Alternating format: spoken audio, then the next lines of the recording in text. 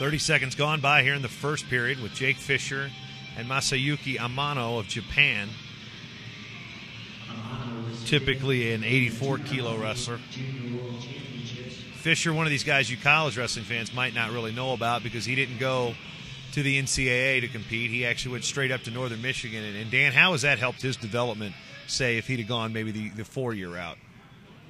Oh, gone to a college first and then tried to wrestle Greco? Yeah.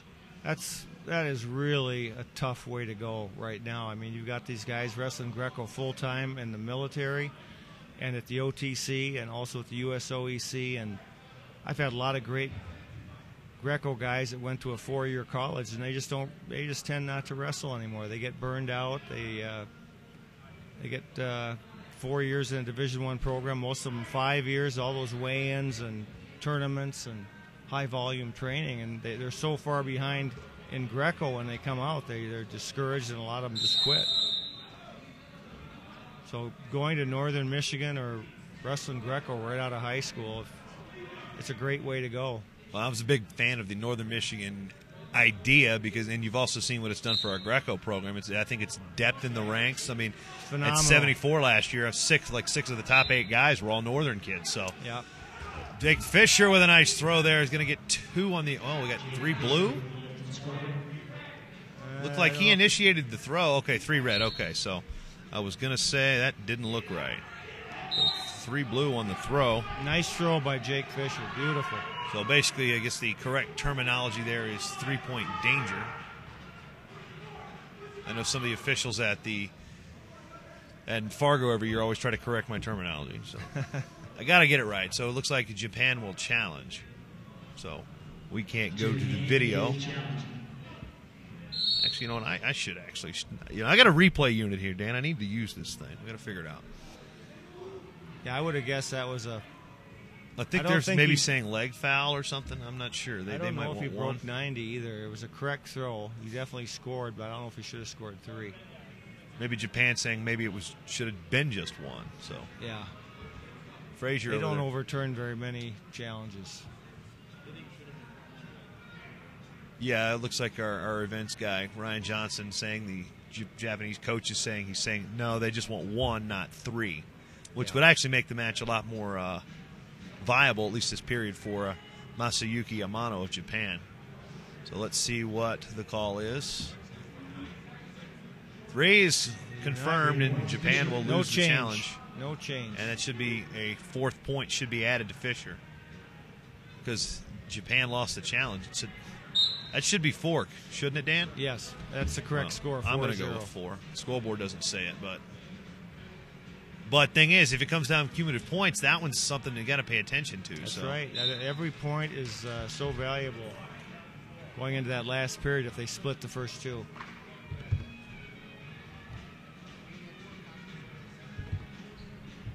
This new challenging system is very unpopular with the coaches. Okay, now they've corrected the officials, gone up and thrown the 1 up. At the World Championships, I saw very few challenges overturned, and you get penalized for challenging, so it's not a very popular rule. I wish they'd get rid of it. Well, I'll tell you what I don't like about it is when there's an obvious thing that's wrong, and they show it on the big screen and they still don't fix it. Like I think it was the Cuban last year in freestyle. He got his hair pulled, and they didn't overturn it, and it was clear as a bell. So, and I know the fans were whistling at the Turk pretty much the entire way from the rest of the match. But it's like clear as a bell. You could see the hand grab, pull. Right. But we're back to action here in the second period. Jake Fisher winning the first 4-0 over Masayuki Amano of Japan.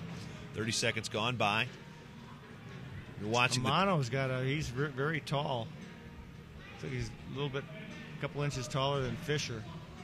You say he's normally an 84 kilo? Normally an 84 kilo according to the sheet. That's what you were all Eastern at Princeton, weren't you? That's what they put in the yearbook. Of course, you're from Minnesota. You got to know a little bit. Well, it was a hockey movie. Come on, I'm talking Slapshot here, Dan. Okay, it just flew right over my head. The puck went right over my head. Yeah, I'm a little more random than most here. But speaking of random, we're Oh, well, that was a random attempt at a double arm throw. It's they called a slip throw, it looks like, so Jake's not going to get any points for not it. a very high percentage move by Amano by any means. Didn't look like he had set that up at all. I don't know what he was thinking. Fisher with a gut wrench at the lock. Well, 3 seconds to go before the restart, and we're like, nah, let's restart now. Now Fisher's going to have to turn him to win the period. I hear the Ramones. So scoreless. Fisher actually did turn him from the top position. Now he goes down. He's going to have to defend here. Does have a 4-0 cumulative score cushion.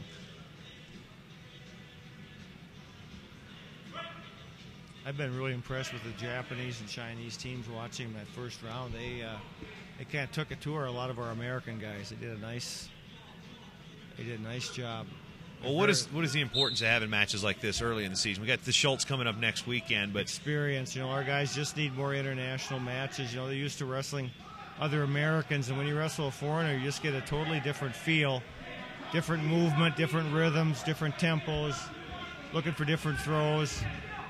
And it's so valuable. You need to get guys that are going to be successful in this sport need to get between 20 and 30 international matches going into the World Championships every year. Fisher trying to defend on the edge, 3-2, and the lift was Amano, and Fisher's going to hang on and win that period 1-0. It's going to win the match for the United States. They're at 74 kilos. Fisher goes 2-0 today so far. He's having a nice day. Well, that's the thing we were talking about the matches, Dan, is